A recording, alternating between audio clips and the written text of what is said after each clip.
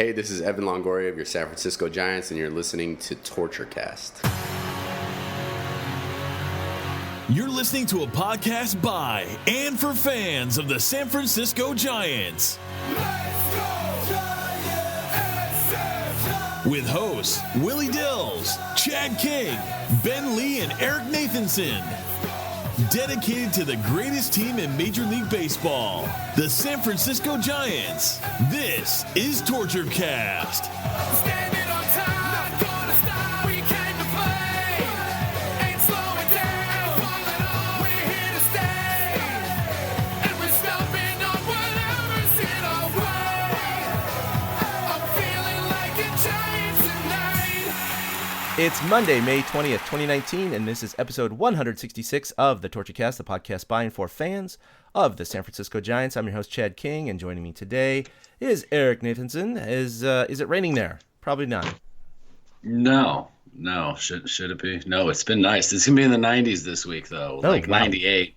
We're not used to that. Like low 90s is good, but like 98, it's gonna be scorching. So I'm getting out of town and going to Jacksonville for the weekend. Go to the beach. Oh, good. Yeah, no, it's been odd. It hasn't rained here in the month of May in 8 years, and it's decided to just absolutely pour this week. So it's a little odd. You guys got some everything games. that we usually get. It's all up by you. Yeah, it's very odd. I mean, we need the rain, but it's just kind of wreaking havoc with a bunch of outdoor plans, weddings, festivals, all sorts of stuff. Where in late May you don't expect it. So it's been a little weird, but that's okay. The Giants weren't affected. They were on the road this week. Actually, we just recorded last Wednesday, so we knew that this was going to be probably a shorter episode. They only played 4 games, but we were going to talk about it anyway, and they actually had a good week. They went 3-1 this week since we last recorded, and the Giants are now 20-25, 5 games under 500, still in last place in the NL West, 9.5 games behind the Dodgers, but they are tied with Colorado, so they're creeping up a little bit. San Diego has not been playing well of late either. They're actually under 500 now, and for all the hopes and dreams that Padres fans had this week or this year, they're kind of getting dashed right away. The Dodgers are just doing really well, unfortunately. In fact, CBS now projects the Dodgers to win the West with a probability of 96.5%. And just to add on top of that, they project the total wins for the Giants to be at 64.4. Yeah, I mean, look, again, we know the Giants aren't winning the West and not making the playoffs this week or this year. Keep saying this week. I'm into that. But at least the Giants have been playing better as of late. They did start the season with their first 11 games going 3-8, but they're 17-17, 500 of their past 34 games. So with a roster that looks pretty bad and some dire predictions for this team, that's not too bad right now. I mean, I don't know if they can sustain that, but if they can just hover within the single digits under 500, maybe they can make a run. That's the one thing I miss about this team and what we're used to with the championship years, besides the actual championships and playoffs, is, throughout the season, you go through these courses where they're winning 5, 6, 7 in a row, and this team just hasn't been able to put that string together. So if that does happen on occasion this year, maybe we can hope for, 75 to 77 wins or something. I think that's the absolute most this team is going to be able to do this year. I don't know. What do you think? I mean, we're a little over a quarter of the way through the season now, and they're 5 games under, but they're playing better as of late. Yeah, that's I can see them hovering around this mark the rest of the way. With the way the roster churn is going at the back end, it's keeping at least some talent there, and people who are hot are getting chances to play, so that'll always lead to more wins. And it'd be nice if they put together a streak. But I have a feeling if they end up trading off a bunch of parts, we'll have one of those streaks where like Sean Anderson and maybe Derek Rodriguez and Steven Duggar lead the way. The young guys go on a streak in like August or September or something like that. I think it's too much to hope for them to climb back into anything, for the year. Last place, at least Colorado's down there with them, At least they're not getting blown out of the water. They're not the worst. They're not the Marlins. They're not... Well, pretty much the Marlins. They're not even the Reds. Like, the Reds give up a ton of runs. The Giants, at least, they don't necessarily do that. At least we had some entertaining baseball this past week, and that's really all you can hope for from them. Yeah, we did. Back on Wednesday, actually, when we recorded, the afternoon game was starting shortly after we stopped recording. But it was a good game against Toronto. Of course, it was their second of just a small 2-game set. The Giants had taken 2 games previously in Toronto. They dropped that first one, which we talked about.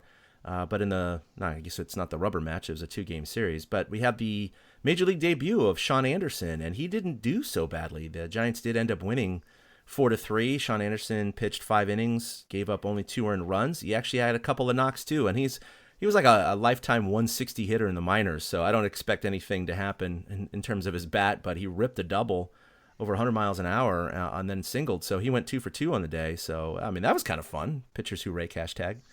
Yeah, that was a blast just seeing new life do something like that. And then as he hit one of the triples alley here, and Kite be like, "It's called triples alley for a reason," and then I heard that. It's Yeah, only a double, because the kid didn't want to hurt himself, and his family was going crazy. Those are the best kind of moments. I love those major league debut moments, and for him to go out, he earned himself another start. He'll be starting this next week. It was really good to see the kid just kind of breathe some life into the whole ball club and the ballpark in general. Yeah, he kind of looks like another Thor here in the major leagues. We'll see what happens with that hair and his performance, and I'm sure those nicknames will come out if he ends up being something that sticks around with the Giants. But they had a couple of good offensive performances, only scoring 4 runs, but their pitching, again, was really good. And, of course, let's go ahead and hear an audio clip of Aramis Garcia's at-bat. Try to throw people under the bus. Hit well into left center field. On the move, Gritchett. Still on the move, at the wall, out of here! He got it, and it kept on going, and I think the wind helped it a little bit.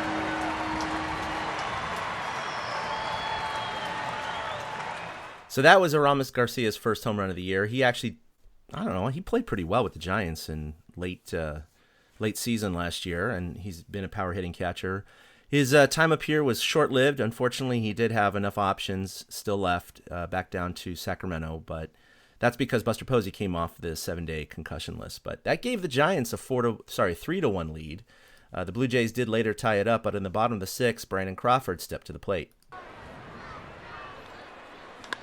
Drives it to left. Deep. Hernandez back. Out of here! And the Giants take the lead. He's been waiting on that one. You know what he's thinking? Surrounding the bags, he's saying, "Catch that." That's his second of the year.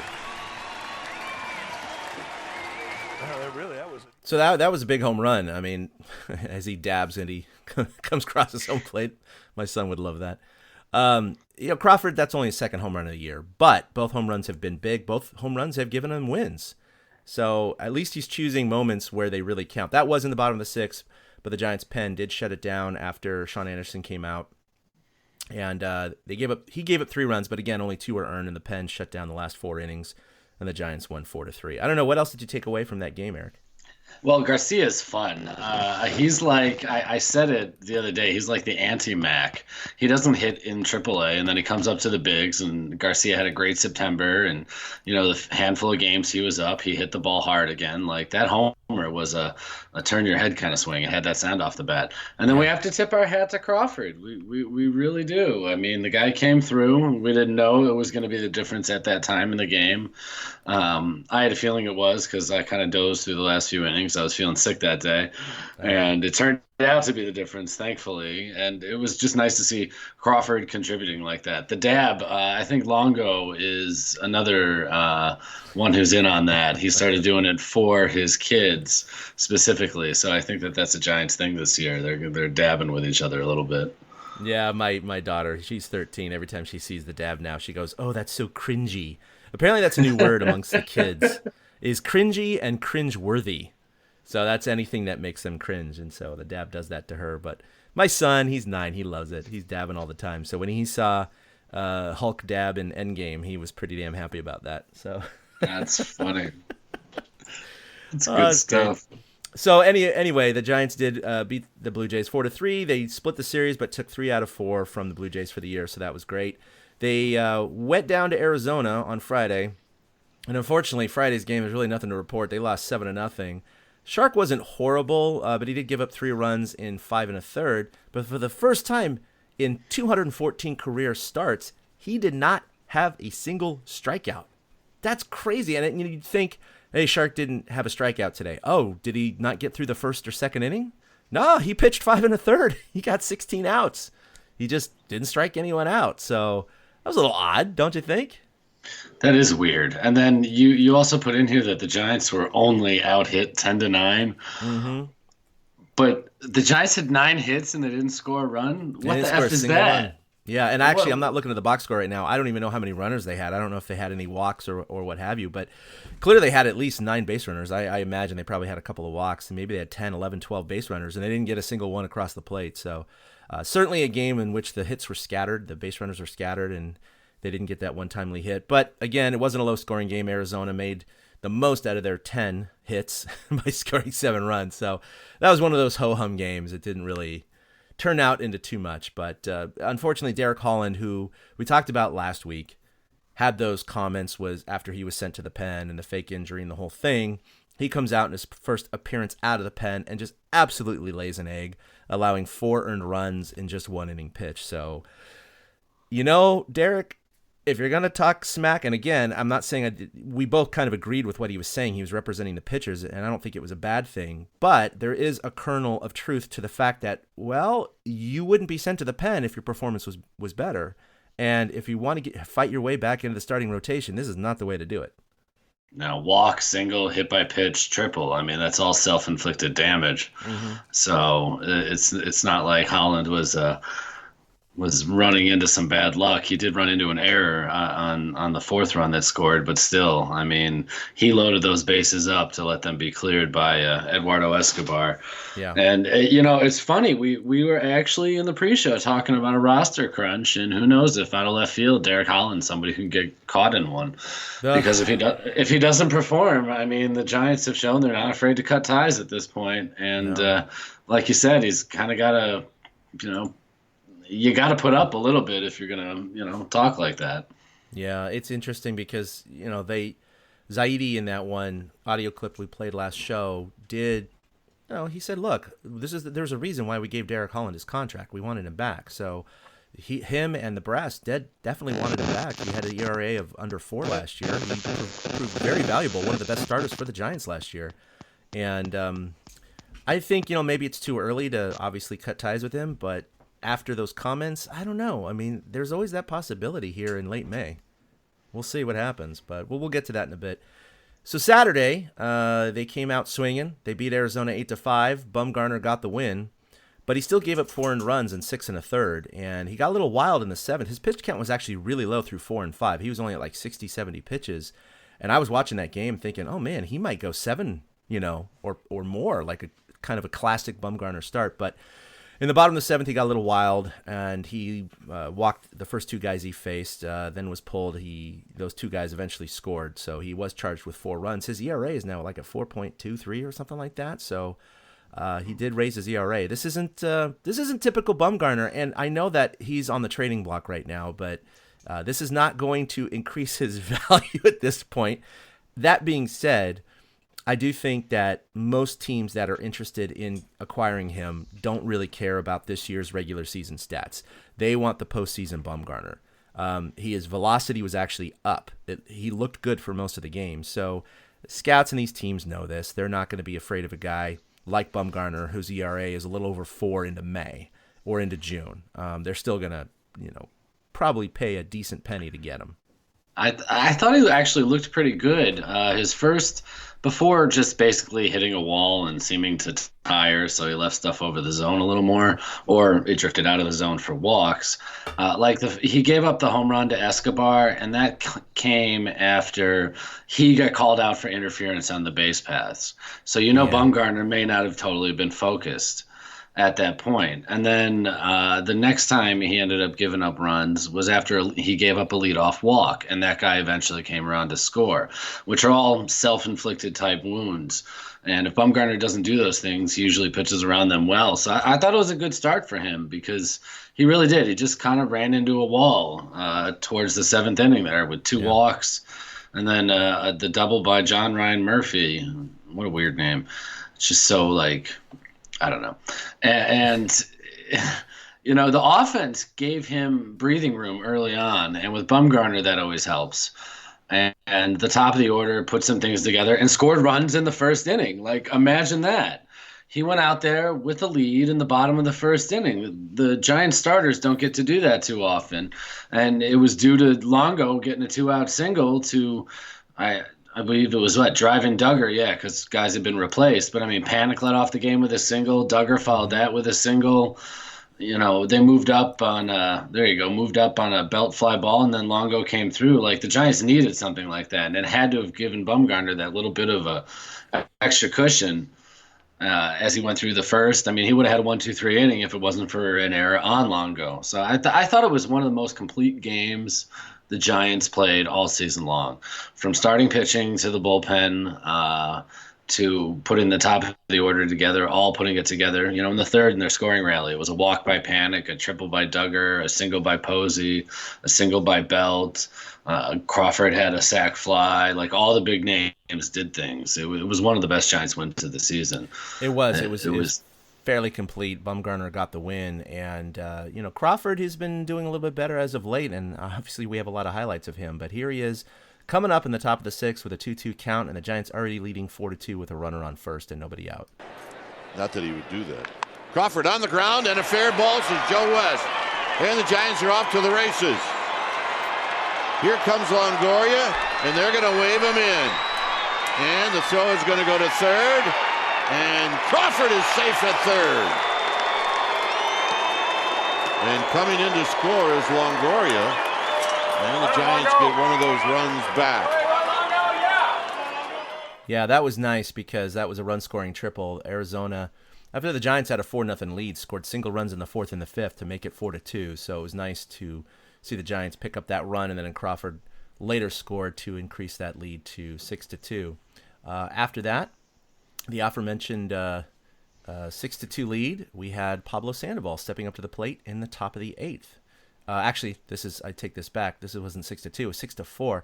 Arizona is one of those teams and one of those parks. It's very similar to Colorado, where it's just a hitter-friendly park. Maybe not on that level of Colorado, but no lead is safe in Arizona. And Pablo Sandoval made sure that the game was going to be put out of reach. High drive to right. Sandoval. Out of here. And the Giants get one of those runs back. It's 7-4. And so again, the Giants, answered Arizona, scoring 2 in the bottom of the seventh to make it that 6-4 lead, making it a 7-4 lead. And then right after that, in the top of the ninth, we had Brandon Belt step up with 2 outs in Arizona. Belt hits a high drive. Deep into right center field.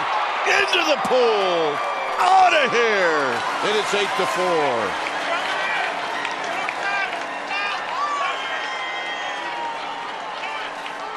So again, another fantastic job by the Giants kind of putting this game away. And as it turns out, Will Smith, his only blemish was a home run in the ninth. But again, a 1-run lead in the ninth would have been tied. So the Giants end up winning 8-5. I was reading Twitter that night, and a lot of people were considering, hey, shouldn't these splash hits count if they get wet in Pittsburgh and Arizona pool and everything? Can we put that up on the board at Oracle Park? It was a direct hit, too, on Belt's home run. It, landed perfectly in the pool. Nobody had to dive out of the way or anything. No, it's cool. And I'm watching the highlight right now. It's replaying over and over on my computer. And and I watched this live, too. There's no one in the pool. Like, what's going on? Was that just a novelty? Because I remember seeing, bikini-clad women and fat dudes with beers always hanging out in the pool. And it just seems like lately there's been no one in there. Well, it's the ninth inning, so maybe they'd had enough beer and that's a good eaten point. enough barbecue by then. So everybody was clear when Brandon Crawford sent one crashing into them. Brandon Belt. Oh man, yeah, that's fantastic. So that Belt triple that Crawford triple you played, along with the Crawford home run, were his only 2 hits this week. Like, I wanted to tip my cap to him for getting hits in big spots, but they were still his only 2 hits this week. Yeah, I know. He's it'll be interesting as the All-Star game votes start coming in, because last year he was voted in as a starter, and he was hot at the beginning of last year. He was hitting over 300 well into May, and then he just tanked. And I think by the time he started the All-Star game, he was down at 240 or 250 or something like that, which was still okay, certainly not All-Star worthy. I don't think that's going to happen this year. No, probably not. I mean, It'd be embarrassing if he was. I mean, as a Giants fan, I mean, come on. You'd be like, I don't care if he fielded every single play or a ball that was hit to him this year. It's when you're hitting 205 or whatever he is right now. You don't deserve a start. No, but his defense still is coming through in certain situations, like it did for yesterday's game. It was fantastic, and we'll get to that in a second. So Saturday they won 8-5, and then yesterday, fantastic game. It was more of a classic Giants game. Drew Pomerantz did make his first start off of the injured list. It wasn't great, but he did keep him in the game, allowing 2 earned runs and 4 2/3. But he walked 5. Again, his pitch count went through the roof. He just was not accurate. He's not hitting his spots. Catcher's diving all over the place. And so I consider it very fortunate that he only gave up 2 runs in his time on the mound. What do you think? Yeah, I thought so as well. He just never attacks at all. I mean, he only struck out 2. So what did he get for it? He only struck out 2. He walked 5. It's frustrating to watch, and I don't think that's the kind of pitcher the Giants have in mind. I don't think they want guys who are nibblers. I think they do want guys who attack the zone. I do wonder because that Kurt Young and others, they got to be talking to him about this stuff. I mean, this is not like fans know this and they don't. They know that he nibbles. They know his ball to strike ratio. They know how he's missing spots. I don't know if mentally they're trying to get him in the zone and he says yes and he's just not performing. I don't know, because as a manager and as a pitching coach, I'd rather see him go out there and hit corners or try to hit corners and get hit hard, even if he makes a couple of mistakes, rather than what he typically does, which is walk a lot of guys. Because that's just the free base runners just puts a drag on the defense. I mean, playing baseball, and I do too. You're a fielder out there, and you just see this, 8 pitch at bats and 4 pitch walks and 2 or 3 guys getting on base every inning. It puts a lot of stress on the defense, and it keeps them off their toes as well, because you just say, hey, let him hit it, man. If it falls, it falls, but let him hit it. We're backing you up here. Yeah, he never rolls the double plays in the middle of those either. 16 of the 19 balls in play against him yesterday were in the air. Wow. So he only had 3 ground ball contact. So it's not like he's rolling up double plays to keep them into it, even though he's jamming the bases full of people.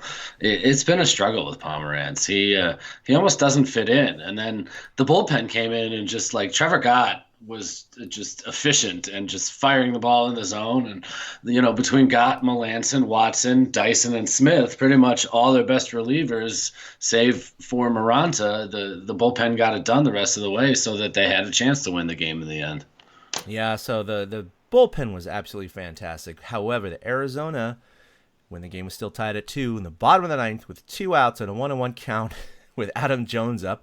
By the way, we should talk about his performance with Arizona, because the Giants, we weren't pining for him, but we were saying, who else do they have? Make an offer. Let's see what happens. Obviously, that didn't happen. It probably wouldn't have worked, but he's hitting in Arizona, not Oracle Park. But he comes up with 2 outs and the winning run on third, and Brandon Crawford saved the day. Crawford, can he throw him out? He got him!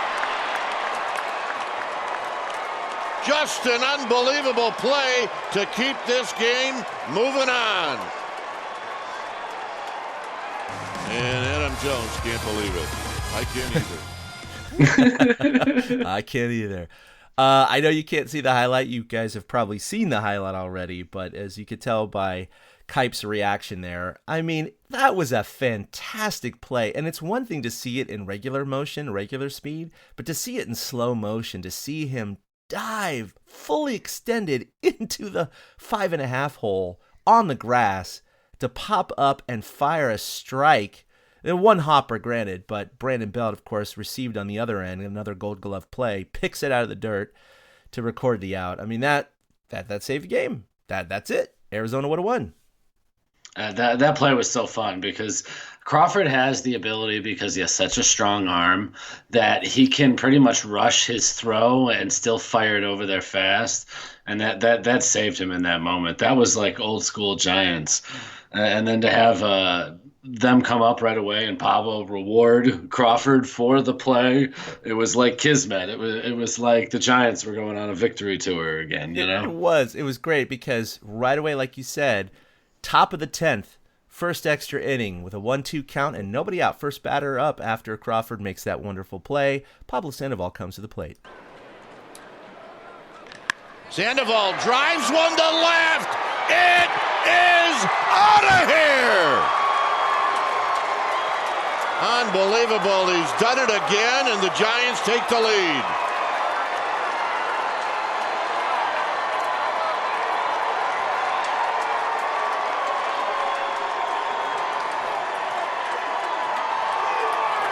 And that was no cheapie, folks. He's going to get a great welcome.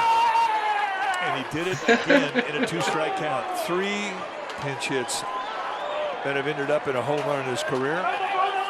And this one, he goes opposite field in a ballpark that really has not been easy to hit the ball out of. Yeah, that was so much fun. I mean, to see the reaction. Panda, look, he's having fun this year. He knows that he's just a part-time bench player. But I'm telling you, Eric, and I know you have some stats here, but he has just been outperforming everyone's expectations. And Bochy's been just giddy. I think because he knows that Farhan probably doesn't really target Panda as one of his, prototypical players, but at the same time, they have him for cheap. So I think Zaidi's fine with him. But he's been absolutely outperforming his OPS, his average, his slugging percentage. Shouldn't say his average. Slugging percentage, everything is way up. And I know that he has a crazy double count this year, doesn't he? Yeah, it's something. Well, I wrote it down. He's got 5 as a pinch hitter, and he's got 10 overall. Look at that. He's got 10 doubles overall. He's hitting .301. 25 hits so far this season, and 17 of them are for doubles or homers for extra bases. Wow. Pablo's he's the most entertaining Giant. He's worth the price of admission right now. You mentioned he's not a Farhan type. He walked twice in a game the other day, and it was the first time he had walked since June of last year, I believe it was. Yeah, we talked about that last Wednesday. Yeah. Yeah, he's doing everything, and I wrote it in the Who's Hot, but Pablo he's the perfect pinch hitter. Apparently, he's 9 for 24 as a pinch hitter with 5 doubles and 2 homers, and the other 2 are singles. So that means he's got more doubles than homers and singles combined as a pinch hitter. He's just born to be that role, and it's good that Bochy has something so positive during this last season that doesn't seem to be working out the way he wants. So it's nice to have one of his favorite sons, and it's good to see Pablo having fun. You could hear the dugout reaction when he got back, because he's lost Para and Solarte from the roster, his 2 buddies from childhood.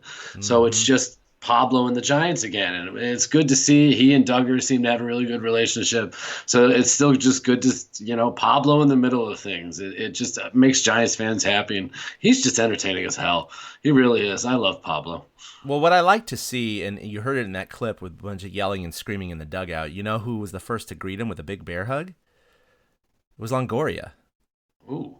He comes right there about midway up the steps and just gives him a big bear hug, and that's the yeah you heard.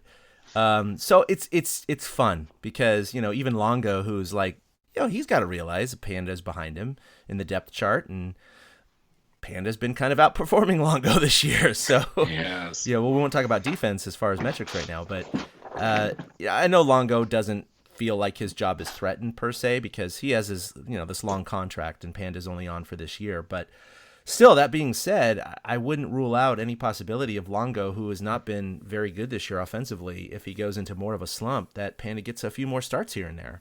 And, but it doesn't matter. As a team, they want to win. And so you see your teammate, even if it's the guy that could challenge you for your job, potentially, hit a game-winning home run in the 10th inning. How can you not be happy? I mean, you want wins. Plain and simple. Yeah, it's fun to win, regardless of anything else that's going on. And we saw it this week. Pablo made 2 starts this week out of 5 games. So there seemed to be a little mixing and matching going on. I guess Bochy is willing to give Longo a bit of a rest.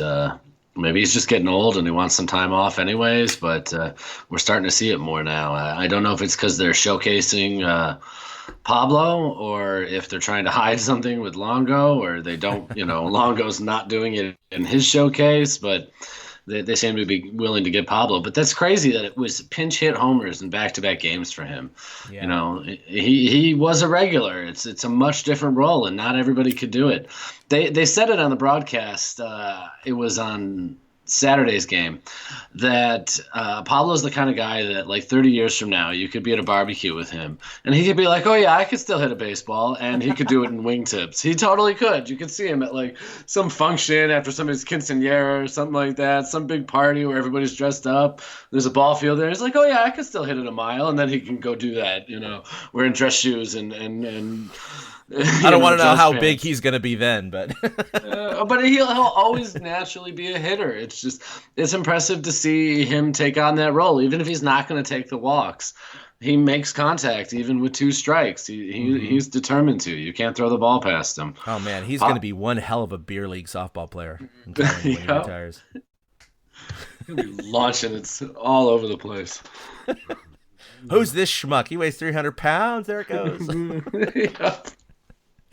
How did he hit that on the left field line? He's batting lefty. I don't understand. That's what I was about to say is I know Arizona's a hitter-friendly park, but he hit that thing almost 15 rows up in the left field stands. I mean, he crushed it. It was a no-doubter. I mean, Oppo, that's insane. I mean, he hit it where right-handers hit it, with a good shot. So it was great to see. And, I mean, I know his right-handed, splits are not as good, and Longo's right-handed. So, I don't know. I mean, even though the league is more dominated by right-handers, certainly in the NL West, you have a preponderance of left-handers. So you're still going to see Longo in most of the time. But if Panda keeps hot like this, especially against right-handed starters, I mean, that's when I think Bochy's going to pull the trigger for sure. I mean, if this continues. But I'm just really happy. I love Panda. He's a great guy, despite the stuff he said about the Giants when he left for Boston. I mean, and let's be honest, he's still getting paid whatever $20 million from Boston this year, so he's doing fine. No one needs to feel sorry for him. He's doing great. It's like stealing. It's delicious how the Giants have him on the cheap and the Red Sox are paying his tab. I should post this on the Twitter account. I forgot to do this, but someone had posted his slugging and OPS over the years in a bar graph column chart. And it's so funny because it's kind of level with a couple of little spikes, nice and, good. Obviously he was good in 09, 10, 11, 12. And then it dips in the 2+ years he was with Boston to his career lows. And then it spiked back up the last 2 years. I mean, it really does say something about the environment he's been hitting in. He is so comfortable in San Francisco for whatever reason. He just went to Boston and it just didn't work out, and he did not perform. He comes back to San Francisco and he's doing, and again, we talked about it earlier, career highs in OPS and slugging right now. Granted, of a whole season to go here, and he's not a starter, but these are good things to see.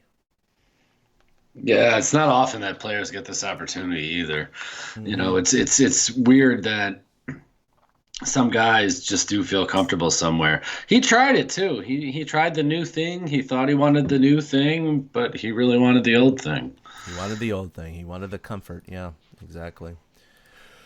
All right, so in other news, Johnny Cueto. Hey, he's back in the news. He obviously had Tommy John surgery at the end of the last year.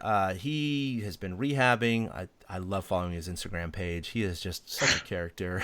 He's so much fun. But what's really great is he's a little bit ahead of schedule. So I got about a 30-second clip here from the game yesterday, and it's Kipe talking about Cueto and how he's doing. Yeah, the good news today was Johnny Cueto. Well, look at the great shape he's in. And then he went down the bullpen, and what'd they say? He got up to 86 miles per hour. Well, I mean, he's doing real well. He's kind of ahead of where he's supposed to be coming back from Tommy John surgery. And if everything goes right, I mean, he will have an opportunity to pitch late this summer, sometime in August, maybe September. Yeah, so, I mean, he's just been, I guess, ahead of schedule. He's doing well. And, the video they showed there, him in Arizona, giving high fives and knucks to his players, his teammates, all smiles. He was running. He looked fast. He's looked like he's trimmed a couple of pounds. He looked good off the mound. He's thrown 86. I mean, he's thrown 86 already. I mean, that's not major league quality stuff. He throws in the low 90s, but it looks like he's not that far off. And like Kruk said, maybe he's going to be pitching in August instead of September. That's great news. It doesn't mean anything for this year, but it'd be great to see him have at least, maybe 4 or 5 starts before going into 2020. He seems to be a hard worker. When you mentioned the Instagram, that's kind of what I pick up on from him. Like, he's really determined to get back, prove himself, work hard. And it's awesome to see, like, the reactions from Bochy said it, like, he's surprised to say that he thinks he could be pitching at the end of the year, that he's ahead of schedule on what everybody thought he would be, and hopefully it's not a detriment. It'd be fun to have Cueto back. It'd be like Cueto and the young kids probably by the time he comes back. So that winning streak I'm talking about, Cueto needs to be in the middle of it somewhere. Oh yeah, no doubt about it. Hopefully they, if the Giants are in any position to get to, I think, what was it we were talking about, 75 or 70? Is it 75 wins to get Bochy to 2,000? Yes. 75. So, I mean, if they're in any position, let's say it's August and they're, 55 wins or something like that, and they're like, look, we need 20, 25 more wins the last 2 months of the season. I mean, what if Cueto could come up and give him an extra, couple of wins and get Bochy to that 2,000? That'd be at least something to shoot for. I know that sounds lame. You're not going to put a banner on the wall because of that, but at the same time, it's something to fight for. I mean, guys like Cueto, even though he wasn't a part of all of the World Championship seasons, but certainly some of the players that have still been a part of those championship seasons with Craw and Buster and others, I mean, they love Bochy. And so I could see at the end of the year them just really fighting hard to get him to sign off with the 2K. It's not going to affect his Hall of Fame eligibility or chances, but it's at least it's something to shoot for, and as well as maybe not finishing in last place, maybe finishing in single digits below 500, something to shoot for to transition into next year to build upon. I mean, if they keep playing 500 ball, that's where they'll end up. Mm-hmm. I mean, they're only 5 games under right now. What does that equate to at the end of the year? That's 70. That's 76 wins, right? Or yeah. So? No, 77 wins, I guess. No, yeah, it'd be 78. Well, you have 81 is yeah. So if you back off by 3, that'd be 78. Yeah, 78 wins. Be around there. Well, that's not too bad. All right, so let's talk about some transactions. After 4 games and only 1 at bat in which he struck out, Aaron Altherr is DFA'd. So his 10 years a Giant is questionable. Now, I have not checked. Has he cleared waivers? Do you know, or is it still in that process? I think it's still in that process, but forever Giant Aaron Altherr. Oh yeah, forever gosh. Giant question mark. So a lot of people are like, look, Zaidi did this strategically. He knew that he wasn't going to be a permanent fixture on this roster. He was taking the chance on a flyer to go ahead and stash him on the roster, give him a little bit of time. Now, granted, I think everybody thought he would have a little bit more time than what he had, but he was DFA'd in order to make place or to make room for Pomerantz coming off the IL. But if he does clear waivers, he'll just be stashed in Sacramento if he accepts the assignment, and then he could be around for later. And if he's not, well, I don't think there's any real harm going on there. So that's the kind of guy that Zaidi is. I mean, it's definitely interesting, Eric, to be a part of the Sabian, Bobby Evans era where they really held on to players much, much longer than sometimes we would want, but certainly longer than Zaidi does. Zaidi is definitely operating this from a strictly, I shouldn't say strictly, 90% kind of numerical video game standpoint, and he is just rolling through these players right now. And so, like you, I think you tweeted earlier today about the trade with Kratz, which we'll talk about in a little bit. It's not that Zaidi is sitting on his butt doing nothing. He's really trying, and so he's converting signings and trades and flyers into potential useful pawns and bishops and knights for this team later down the road. And we're 6 months less into this experiment. It's going to take a couple of years. So I think Giants fans need to pump the brakes, and I know a lot of them are calling for Zaidi's head, but no other GM could do anything more than what he's done so far. Yeah, he's shown himself to be willing to take risks, and there's acceptable risks. Altherr is an acceptable risk. We'll give him a shot, but if we lose him, we lose him. Let him, catch on somewhere else. That's not something we covet. If we can stash him, let's stash him. That seems to be the way he is. He's willing to lose players. He's traded away a bunch of players already in his tenure, and it's not what we're used to as Giants fans at all. But it's part of, I hate using the term the process because it totally got bastardized by the 76ers and them trying to rebuild. But we have to trust the process. I believe that in any business, and for a team to get back up and running, they need to trust the process they're under. And, you know, I did Altair get a fair shake? No. Did he get more of a shake than he might have gotten with another team? Yes. So, you know, you can't really argue against moves like that. And the fact that they've got to constantly, they've reshuffled the catchers. Aramis Garcia was there while Buster was on the concussion.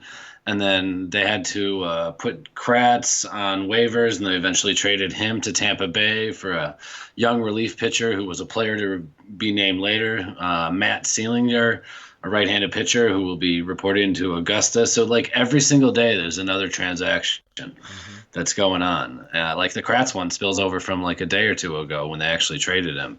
But Buster came back, and then Pomeranz came back. So they're constantly having to move things around. So Zaidi just tries to find movable parts. And if he has to lose them, so be it. There'll be other movable parts for him in the future. Yeah, and I think, you know, it's kind of like a game of poker where you take your spots, you choose your spots into, you know, I'm going to go ahead and fold this, but I'm going to go ahead and double down on this and try to build up your stack to then move all in on certain things. You're trying to take small wins and convert them into larger wins. Small parts convert them into larger parts, and that's exactly what Zaidi's trying to do. And I think Kratz is a good example of this. You know, Kratz is 38 years old. I don't think any Giants fan thought he was going to do anything more than hit a 200 with a couple of bombs for the Giants this year. He's certainly not in their future, and they turned that into what could be nothing, but you know, by all accounts, this guy has some good stuff. He has an above average knuckle curve. He throws in the low 90s. He's young, and he's a reliever, so it's worth looking at. Right now, he's going to be placed in Double A. And, you know, in a couple of years, what if he does well and ends up being, you know, kind of a Tony Watson guy or a middle relief guy or Nick Vincent or Trevor Gott or whatever it may be, something that is more serviceable and more important than an Eric Kratz. So these little small moves don't seem like much right now. But if he strikes gold with even a couple of these guys, that could turn into a huge momentum shift 1, 2, 3 years from now for the Giants. So I applaud what he's doing. It's hard to see the revolving door because we're not used to this as Giants fans. It's hard to, like, who's that? What's his number? I mean, I see more posts on social media now about people going, I wish the Giants would put names on the back of their jerseys because I don't know who these guys are. And I know it's some people are serious and some people are not, but it is true to some extent. There's sometimes you're like, I don't know who this guy is. I don't recognize his face. I don't know the number. I don't know his body style, his mechanics. Like, as a kid, don't you remember growing up, because this is before free agency was like it is now, where, I mean, you could name everyone on the field either by their number, their face, or their batting stance or pitching style. And it's getting harder and harder to do that, especially with the Giants. Yeah, Donovan Solano, it took me a minute to figure out who he was because I must have slept through the transaction. So the first time I saw him playing, I was like, oh, okay, so that's what that guy looks like. Because, I mean, I remember reading about him in spring training, but I didn't see him do anything. Yeah. But back in the day, the batting stance was a big one. I can think of everybody, and it's not just batting stance, it's how they stand in the field. And if you look out and you don't know the guy's body type, it's hard to figure out. That's why the Giants are doing that tiptoeing, keeping some familiar faces around that we all recognize and moving everything else around it. Yeah. No, it's interesting times, especially as we transition into next year when Bochy's no longer going to be the manager. We're going to see these moves accelerate, I think, over the next 2 years. And, of course, it's going to potentially crescendo this year with the trade of Bumgarner. And even though at the beginning of the season I don't want it, I still don't want it. I just feel like it's more and more likely considering his moves this year. I really do. I mean, granted, the deal has to be there. Zaidi is not going to give up Bumgarner for shit. You know, he's not going to give it up for people who are teams that are just offering him nothing. But if it's somewhat desirable, it's going to happen. It's going to happen. Yeah, I like you. I don't want it to happen. I'd love to see Bumgarner stay because I think he is still a good pitcher who can be utilized for years to come. Yeah, no, it's going to be a sad day if and when that happens in June or July. You know, and someone was counting down like the number of starts till July 31st, and someone was placing it at like 5 to 6 starts left for Bumgarner potentially, and it could even be less if they pull the trigger earlier than that. But that's going to be a sad day, man. I mean, I don't even want to think about it, but the reality is it's probably a much greater than 50% chance it's going to happen. I'd put it around 75 to 80. What do you think? I mean, it seems likely because the Giants have shown that they're not going to compete. And so Zaidi gets every reason in the book to start trading off parts, which is fine. If it's maybe something they should have explored last year before everybody got fired. Just saying, maybe if they had changed course, they'd still have jobs. But it seems likely. I don't know. There's still this part of me that holds out hope that somehow, some way, they're not going to trade Bumgarner, and they'll just let him walk in free agency. But I mean, that doesn't. It doesn't help the ball club in the long run. It doesn't help the ball club. That's the big thing. A lot of people are like, right. Why would you do this to Bum? Well, the reality is he's a free agent at the end of the year, right? Now, the good news is that his no-trade team list of 8 teams were all playoff teams, right?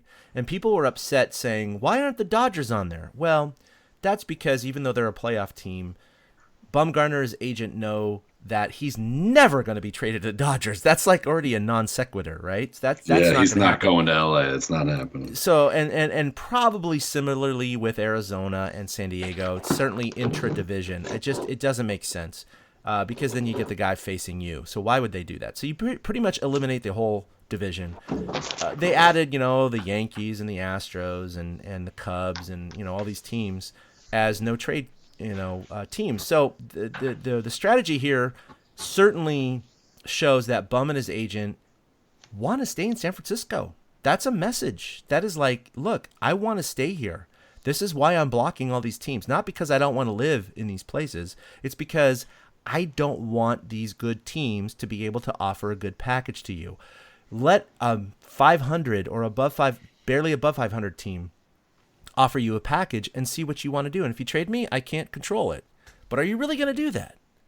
And I think maybe, even though he's got a great deal, now he doesn't have a great deal. The Giants have a great deal with Bum's contract right now, and he should be paid a lot more.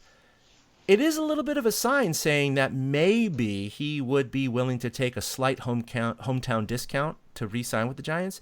But the Giants can't count on that, and Zaidi can't count on that. So I still think he's going to look for any deal that brings an influx of talent to the minor leagues because the Giants have one of the worst pools of talent, across the board. So if you want to build this team back up in 3 years, Bumgarner maybe not in that mix in 3 years, right? He certainly is going to be a postseason pitcher this year and potentially next year.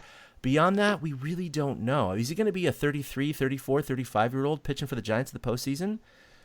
He's not going to be like he was in his mid-20s. Let's be honest. So I think that's kind of the tack that Zaidi has to take. And no matter how much I want him to be back with the Giants would have to offer him a near max contract for probably 4, 5, 6 years. And that's one of those deals, again, the Giants have been burned by for so many years with Kane and Lincecum and Zito and others. And so they're just, it's not a smart move to do that. Even if you get him for a couple of more good years, it may not be enough to get the Giants back to that postseason. And by then, Bum he just may not be good. I mean, look what he's doing this year. He's not quite vintage Bum. I'm not saying he's washed up, not at all. He's only 28, 29, but at the same time, he's operating by the Bill Walsh kind of operative. I mean, look what he did with Joe Montana and Ronnie Lott and others, and they proved to be the right choice. And so I think that's what he's going to do.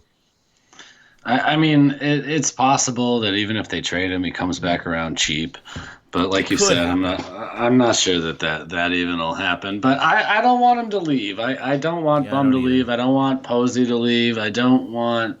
That's it. That's the list. Seriously, that's the list. Well, after Kane, left after he bombed. I mean, that's because he was obviously the longest tenured Giant from 2000, 5. He was drafted. It's rough because Bumgarner's contract ends this year. Posey's contract ends after 2020, and we could be talking here on this podcast in 2021 with virtually no one connected from the 2014 season. But at the same time, if we're getting to 2021 and 22, this is 7-8 years after their last championship. You can't expect too many players to be around at that point. I mean, just it's physics, man. It's aging. It is. It's high turnover. Like I've used the Red Sox as the example. The team that won it all last year is not the same that won it all in 2013. Yep. Xander Bogaerts, I think, was the only connection between the two teams. So Buster Posey is going to be that guy when the Giants win it all in 2022. There you go. All right, so let's talk about the last transaction. Andrew Suarez is going to be starting tonight. So the Giants, as far as I know, since we started recording, has not made that corresponding move to make room on the roster. So what do you think, man? We were talking about this pre-show. We really don't know. Yeah, that's why I kind of mentioned Holland earlier as a sneaky guy they could cut ties with, but I also don't know if on the option front, if they could send Sean Anderson down for tonight, let Suarez pitch, and then send Suarez right back down because Anderson's supposed to start tomorrow night. So I don't know what they do with the roster crunch there because they're not getting rid of Solano as a backup in the infield. Pablo ain't going anywhere, and they don't really have any backup outfielders at the moment. So everybody who's out there, Pilar, Williamson, and Duggar, need to be out there. I mean, aside from and I only mentioned Holland because honestly, he's doing the worst in the bullpen right now.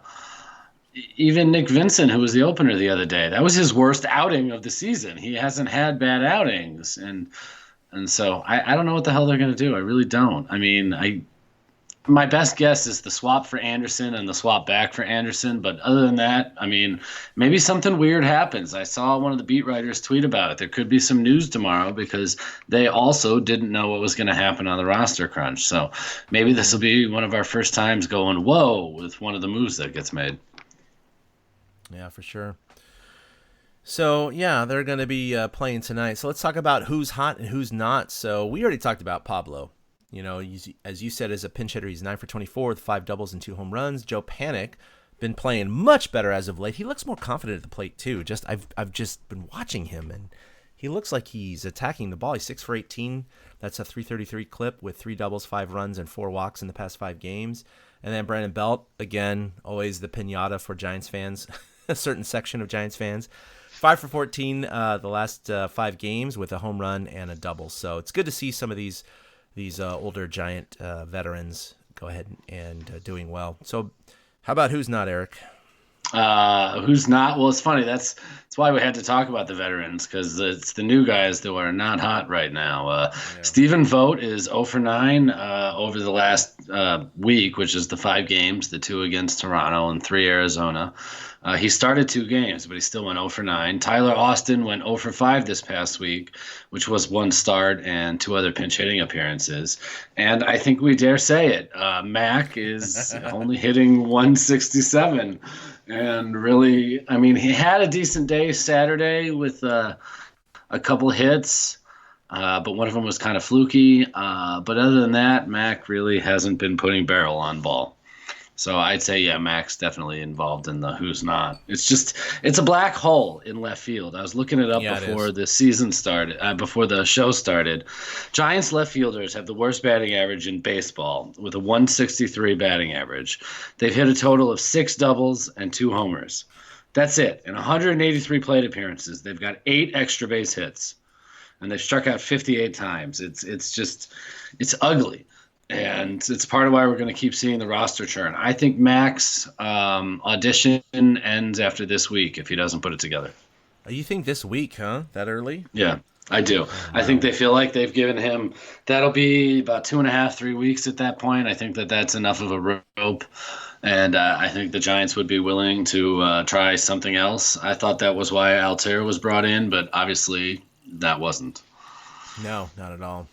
No, that's sad. I mean, look, I'm a Mac fan. I think you are too. We want him to succeed. It's just not working out right now, so we'll see what happens. Again, I mean, maybe he hits 4 homers this week and solidifies the job. Good for him if he does that. The problem is that we talked on Wednesday about how, he was hitting whatever 175 at the time or 187 or something like that, and or maybe a little over 200, and we're thinking about how 2 hits makes a difference in 50 or 60 points in batting average right now because he has so few at bats, and that's the only hit against the stats going.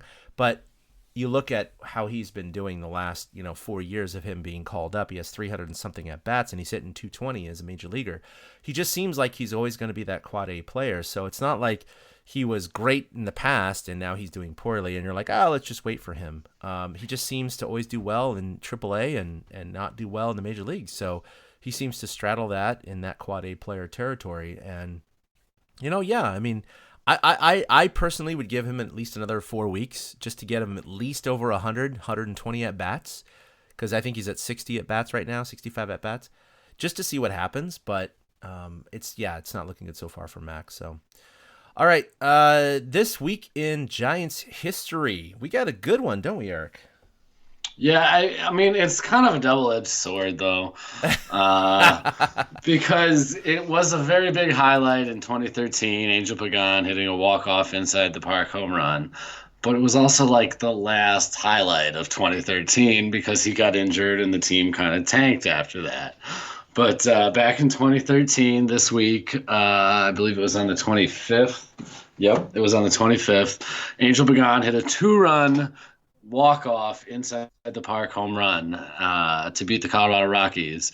And it was one of those moments where Flan was running down the line and skipping afterwards. It was a great moment for the Giants, who seemed to be on their way before they weren't. But it was a really fun game, and I'm going to highlight it this week. And I think you have audio of it. I do. So here we go. May 25th, 2013, Angel Pagan comes up with 1 out and a runner on second.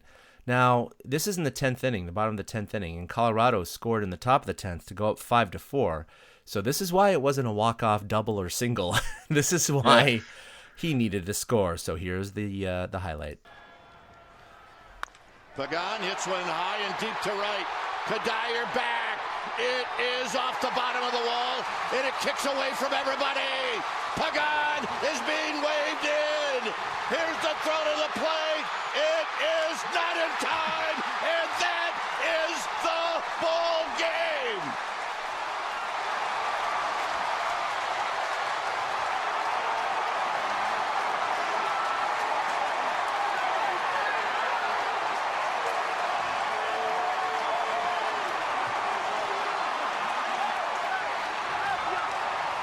Unbelievable.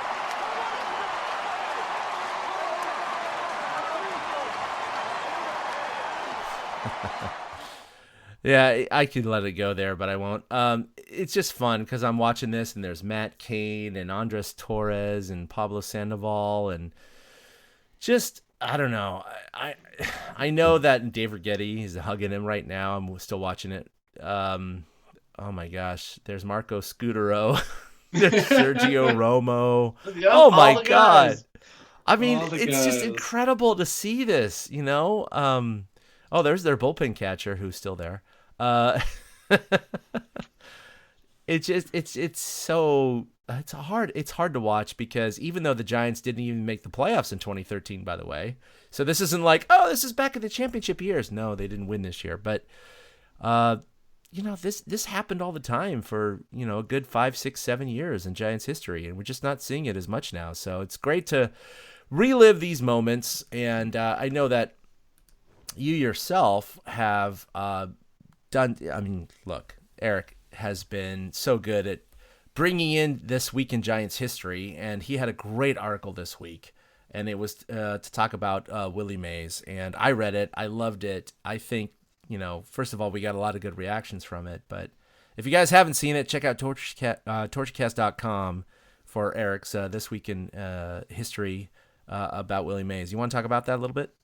Well, I just want to point out, like, I see tweets go by my timeline, like Cody Bellinger in his last 100 at-bats has like 6 home runs and 4 doubles and all this stuff. And what I wrote about in last week's This Week in Giants History and the weekend that Willie had, it like just trumps that kind of stuff.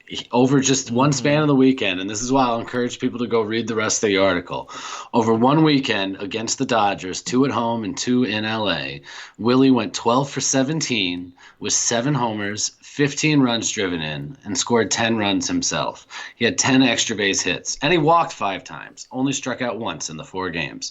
So 12 for 17, a 706 batting average, 7 home runs.